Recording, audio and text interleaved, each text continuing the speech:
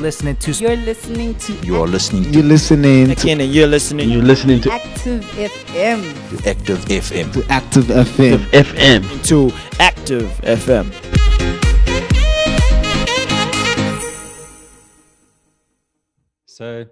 So John Vuoung. So firstly, it's a pleasure to meet you because I've been listening to quite a few of your podcasts recently. Well, thank you for listening, as well as thank you for inviting me onto your podcast this morning. Great. So I think no interview can start off in this day and age without saying, how are you doing now with COVID-19?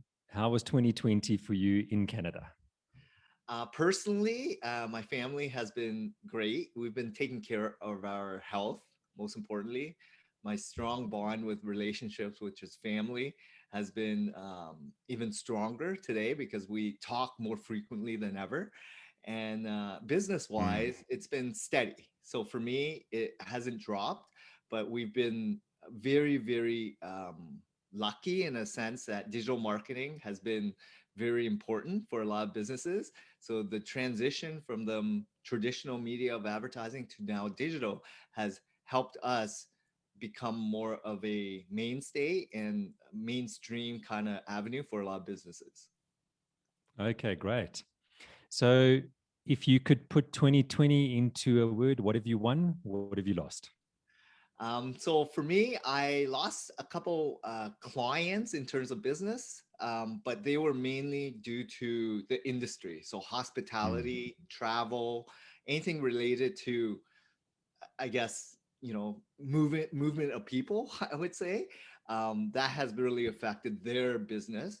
But I also saw a lot of opportunity too. So a lot of people that were doing other forms of advertising, like trade shows and other forms like social media advertising, they're moving towards more digital, which is long-standing SEO. That's what I focus on.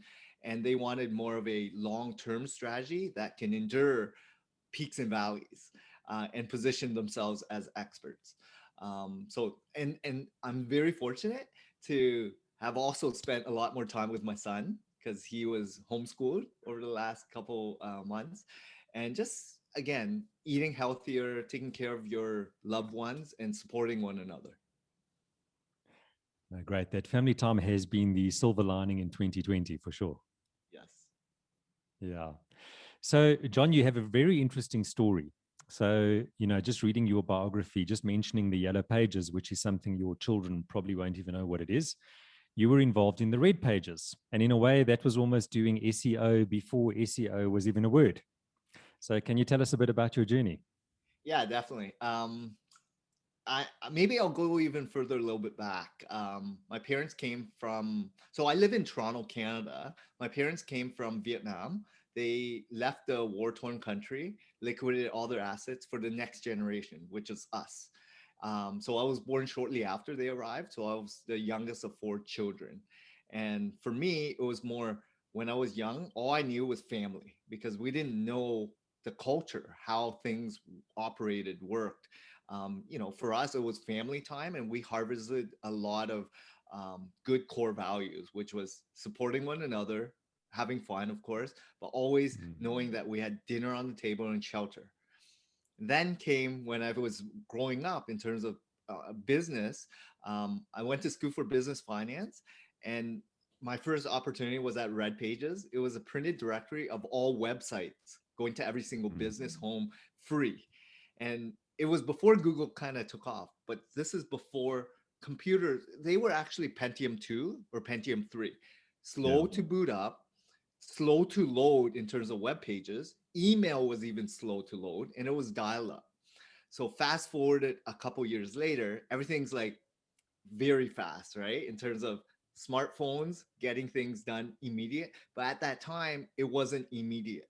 So I thought it was the next big thing. But as you know, Google kind of advanced really quickly and they kind of took over the search world. But during that time, I learned a lot in terms of advertising, traditional. I dabbled into online affiliate.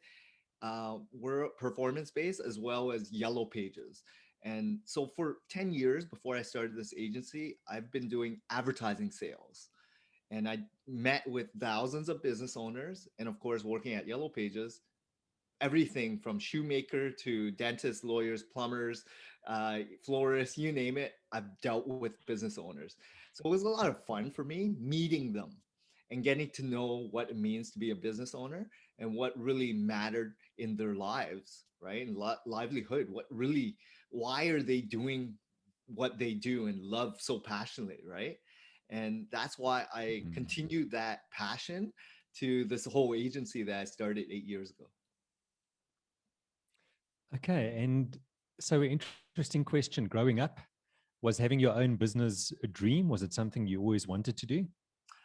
Yeah, so growing up was very different for me because I wasn't exposed to a lot of things people would think of while growing up. We had one toy that we shared among four children, right? We shopped, like my parents had to go through a food bank. We lived in government housing, all that stuff. But growing up, I would always see magazines and I would always see like CEOs or big time business people dr- flying in jets and wearing nice clothes and having nice cars, and all these things were a dream of mine, definitely.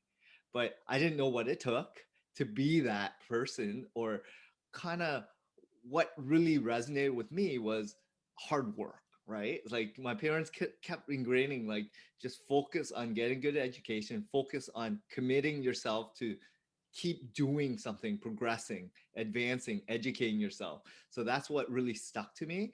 And while working at Yellow Pages, really that's what made me want to be like them, a business owner. Mm. Okay. Interesting. So, if you have one piece of advice you can give to some 25-year-old starting a business today, what's that one piece of advice you would give him? I would tell them to, if they're just starting off, learn the business that you're going into inside out by not, maybe not starting right away, but working in an industry that you want to get into, or volunteering in a company that is similar to something you want to start. Because that experience of learning what it takes, what needs to be done, the process, the systems, the people, the sales, the marketing, the operations, everything to do with it, it's best learned when you're on the job with Mm. real customers than trying to figure out how to run a business on top of what's your service product wise and expertise and everything else, like management and operations. Because without that experience to learn, there's a lot more failure when you're on your own, if that makes sense. Okay, it does. Very good. And I loved your podcast that you had recently on the 33% rule with Ryan White. So in our company, we've actually got a similar concept called the G2, which is the group of two. Yes. And it's based on the principle that you need to spend time with the people underneath you, training them, but you need to also spend time with the people above you. So when you look at that whole podcast, what's the one bit of advice you would give to people around that 33% rule? Yeah, so with 33% is focus on where your gaps are, right? Like everyone always focus on gaps and strengths, I would say, because people have to acknowledge that there's always room for improvement. And there's always people that have made it, that in your eyes have made it, right? And that are ultra successful. And the ones that aren't, you need to help them achieve more, right? It could be internal staff, it could be mentoring, it could be volunteering, but you need to start giving more and being more fulfilled. So my thought in all that is, don't just aim for your own self fulfillment, but always contribute by helping others. And even on a small scale, like when I was younger, maybe when I was 20, I started donating money to World Vision, helping younger children. And that was a part of me.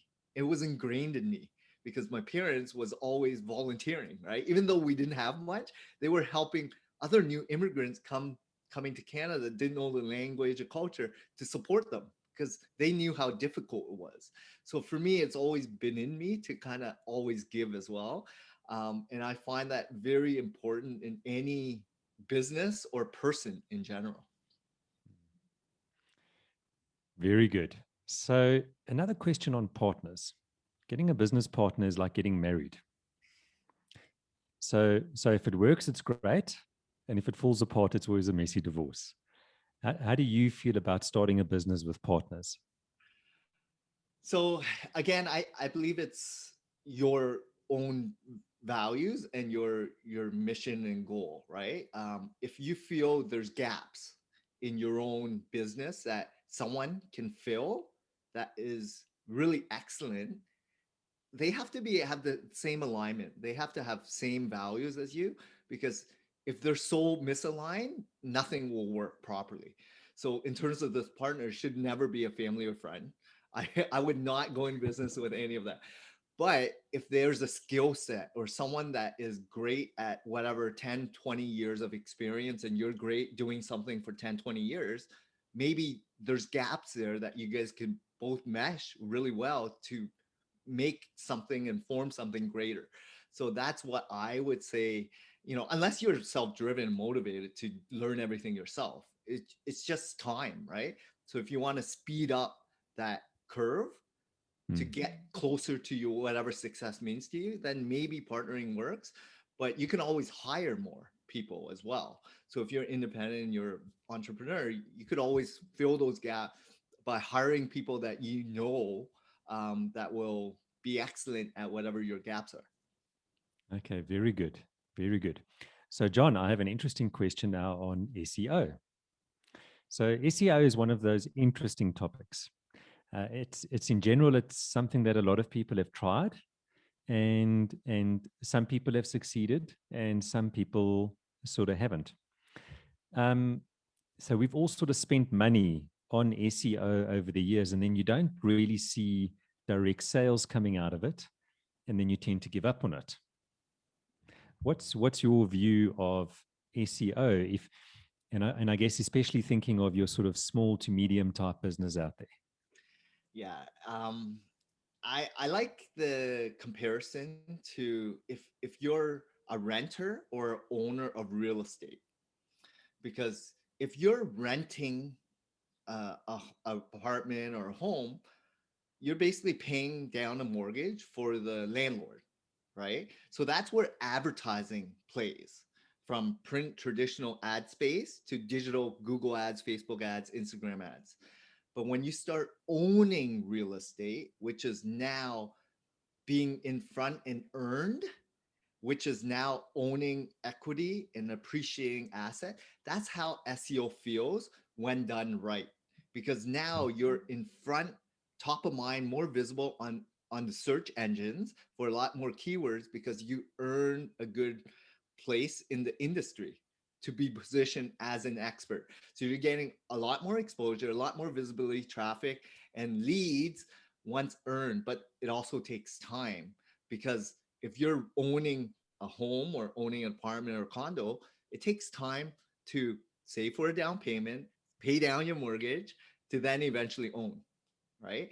So if you associate it to real estate, it's like you either want to own or you want to rent. And if you understand the long game, just like real estate, SEO is the right play for you. But a lot of business owners aren't even sure if they are going to be in business for 1 to 5 years down the road, because they've never really harvested good business foundations. They don't understand what it takes to be a good, successful business and what the success means to a lot of people. So they have to have full clarity and a transition of mindset of what really matters to them and what makes them successful or not. So hopefully that makes sense. Because with SEO, there's so many things to consider, right?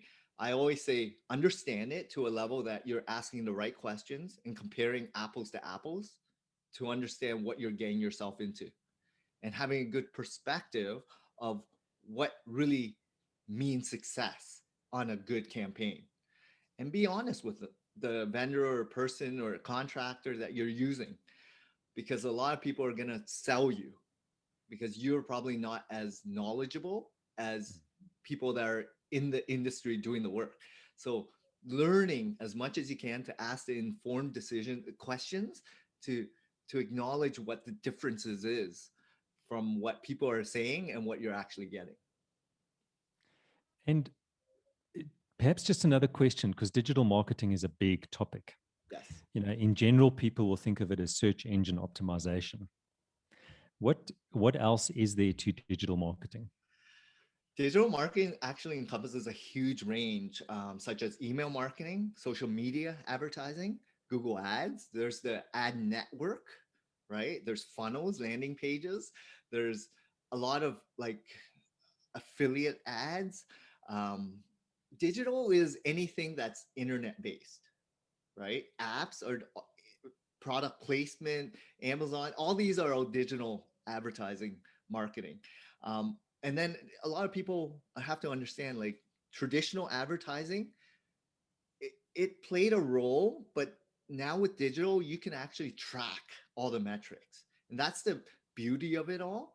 But also the detriment of it all is there's so much going on. People don't understand where they should devote and spend their time and effort and money because there's so much clutter in the industries.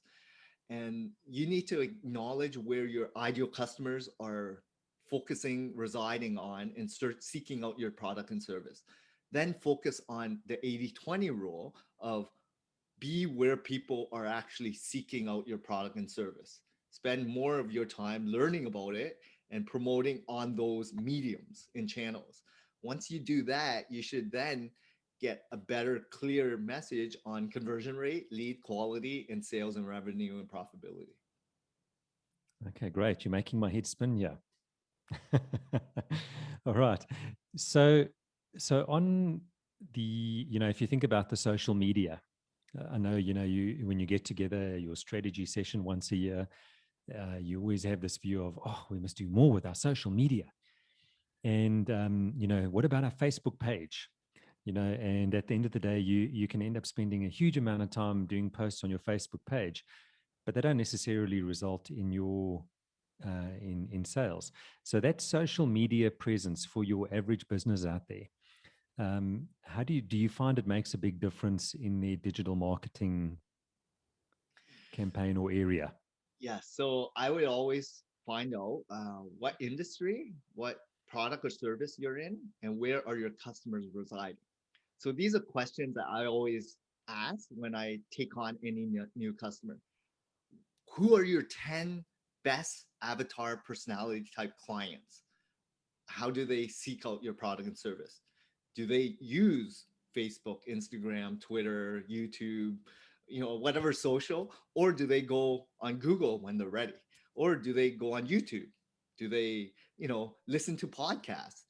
Find out, spend time, and then promote on those mediums and channels to cultivate more of those ideal of your customers, right? With Facebook and Instagram and other forms of Twitter and whatnot, I would say if you're a product base, it's great to track sales, right? Because you can have a great offer, you can have a really good, funnel, you can drip them with different ads because you can actually, when someone clicks, you can track and trace back what's the conversion rate and what's the cost per acquisition, cost per sale, right? But if it's more of a branding play, then of course it's a different metric altogether, right? Like impressions don't really lead to real sales and revenue. So as a small business owner, everyone wants the best ROI. They want the best return on investment. They want to spend as little as possible and get the best results out of it. And my gut tells me that you need to really understand who your customers are and who you want to go after. But people tend to want to be in control of their search, right? They want to be in control of navigating and picking who they want to pick. I learned this at Yellow Pages where, I work with thousands of business owners, and before the internet existed, how did these traditional businesses survive generationally? They focus on foundation. They understand their competition level, unique selling proposition. They understand the services that were different than competitors, their pricing, everything, operation. They understood how to take care of a customer, creating a gap and a need in the marketplace and offering them something people are willing to pay for. So you understood foundation of running a business. Now, if you look at that and then now digital, everyone thinks it's a lot easier, faster, and cheaper. But these businesses took time to harvest these Mm. traits. And it took years, not just years, but decades, maybe even generations to harvest a really good business. Now, with social media and real time Twitter feeds and YouTube how to videos, and everyone thinks they can do things right away, really quickly, they forget how long it takes to learn how to run a real business, what it takes to get even a customer, harvest a relationship, build empathy, real service offerings, right? Understanding the art of a plumber didn't just go to school to do plumbing for 1 or 2 years. They've been in apprenticing, spending hours, years working under other plumbers to eventually start their own when they're 40 or 50. But now these 20-year-olds think they can do better, faster, quicker, cheaper, and grow fat. Like, these are things that it's hard to explain, but that's the new norm and reality. So I would say take it slow, learn, make mistakes, and be ready when you're ready. Don't just go in business thinking you'll be super successful right away.